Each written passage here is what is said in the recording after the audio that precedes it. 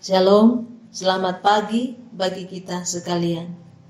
Dari Bukit Sion, kami akan memperdengarkan firman Tuhan yang mengacu pada bacaan harian Gereja Toraja, Kamis 23 Februari 2023. Namun sebelum membaca dan merenungkan firman Tuhan ini, mari kita berdoa. Bapa di sorga, kami mengucap syukur kepadamu, betapa besar kasih-Mu bagi kami semua. Di pagi hari ini, kami akan membaca firman Tuhan dan merenungkan firman Tuhan. Ya Roh Kudus, terangilah hati kami dan pikiran kami, agar kami dapat memahami firman-Mu dan melakukan dalam kehidupan kami. Dalam nama Tuhan kita Yesus Kristus, kami berdoa. Amin. Firman Tuhan yang akan kita baca pada pagi hari ini, yaitu dari 1 Raja-Raja pasal 19 ayat 9 sampai ayatnya yang ke-18. Elisa terpanggil. Setelah Elia pergi dari sana, ia bertemu dengan Elisa bin Shafat yang sedang membajak dengan 12 pasang lembu. Sedang ia sendiri mengemudikan yang ke-12. Ketika Elia lalu dari dekatnya, ia melemparkan jubahnya kepadanya.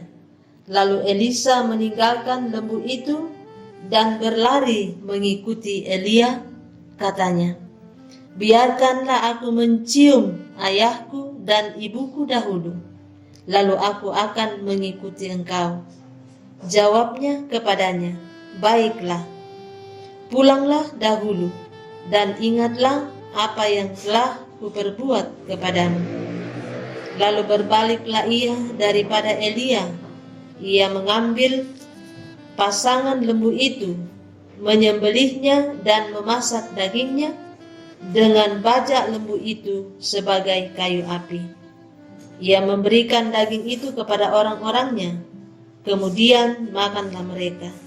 Sesudah itu bersiaplah ia, lalu mengikuti Elia dan menjadi pelayannya. Itulah firman Tuhan yang telah kita dengarkan bersama. Bacaan kita yang kita baca pada kesempatan ini diberi tema Allah hadir. Dalam seluruh perjalanan hidup, seringkali muncul pertanyaan, apakah benar Allah hadir? Pertanyaan seperti ini muncul terutama dalam menghadapi hidup yang berat dengan berbagai persoalan. Bacaan kita dari 1 Raja-Raja pasal 19 ayat 9 sampai 18 ini mengungkapkan tentang Elia yang masuk ke sebuah goa dan bermalam di situ. Ayat 9a bacaan kita ini. Bukan tanpa sebab Elia pergi melarikan diri. Di ayat sebelumnya terungkap ancaman dari Isabel untuk membunuh Elia. Terdapat pada pasal 19 ayat 2. Atas kasus penyembelihan nabi-nabi Baal, pasal 18 ayat 40. Elia takut dengan ancaman dari Isabel. Sungguh ketakutan. Dalam kondisi Elia yang demikian, Tuhan datang pada Elia.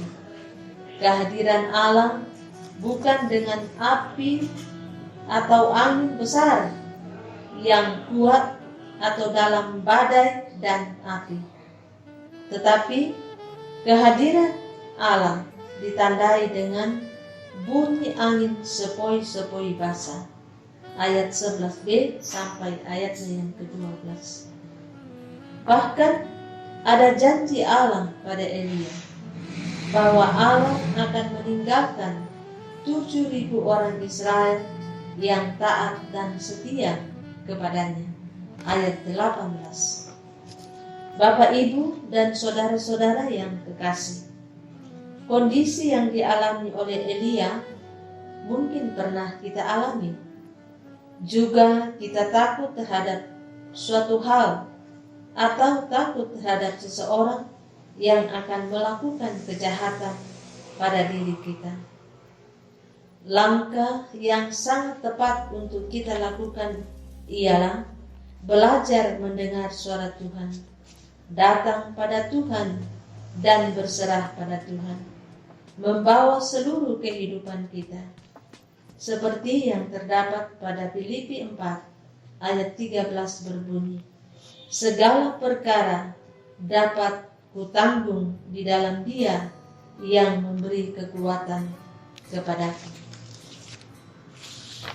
Seperti Elia, Tuhan memelihara kehidupannya.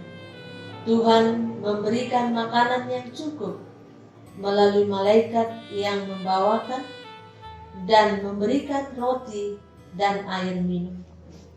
Bahkan Tuhan memberikan istirahat yang cukup pada Elia. Ayat 5 sampai ayatnya yang ke-6. Demikianlah Tuhan pasti memberikan kehidupan kepada kita semua. Tuhan pasti sediakan yang kita butuhkan. Tuhan pasti mendengar setiap keluh kesah yang kita sampaikan kepadanya. Sedangkan keselamatan dikaruniakannya pada kita, apalagi yang lainnya, pastilah diberikan pada umat yang menaruh harap padanya. Seperti pada Mazmur 55 ayat 23 berbunyi, serahkanlah khawatirmu kepada Tuhan, maka Ia akan memelihara engkau. Tidak untuk selama-lamanya dibiarkannya orang benar itu goyah. Kiranya Roh Kudus menolong kita. Amin. Mari kita berdoa. Ya Tuhan, kami datang kepadamu, membawa kehidupan kami, seraya mengucap syukur untuk pemeliharaanmu, juga mensyukuri firman Tuhan yang telah kami dengarkan dan yang telah kami renungkan. Semoga melalui Roh Kudus kami semua bisa hidup tetap berpadanan pada firman. Pada saat ini ya Tuhan, kami berdoa untuk kehidupan kami pribadi lepas pribadi. Semoga kami senantiasa berdiri dengan teguh dalam iman kepada Tuhan. Ya Tuhan, kami juga membawa dalam doa syafaat kami ini pada saat ini yang bergumul, baik ada dalam kesakitan, kelemahan, pergumulan yang berat, bahkan duka cita. Tuhan kiranya datang melepaskan beban hidup yang menghimpit dan mengaruniakan damai sejahtera. Juga kami berdoa kepadamu ya Tuhan untuk semua yang kami rencanakan. Kiranya dapat kami realisasikan dalam kasih dan kuasa Tuhan. Juga kami berdoa ya Tuhan untuk korban bencana alam, baik di tingkat dunia maupun dalam negara kami. Kiranya kekuatan dari Tuhan ada beserta para korban bencana alam dan mereka dimampukan hidup menghadapi semua ini. Juga kami terus berdoa untuk pemerintah kami. Tuhan kiranya beri sehat kuat agar dapat memimpin kami pada kebenaran Tuhan. Segalanya kami serahkan padamu ya Tuhan. Di dalam nama Tuhan kami Yesus Kristus, firman yang hidup itu, kami berdoa kepada Bapa di sorga. Amin. Demikianlah firman Tuhan pagi ini. Tuhan Yesus memberkati kita.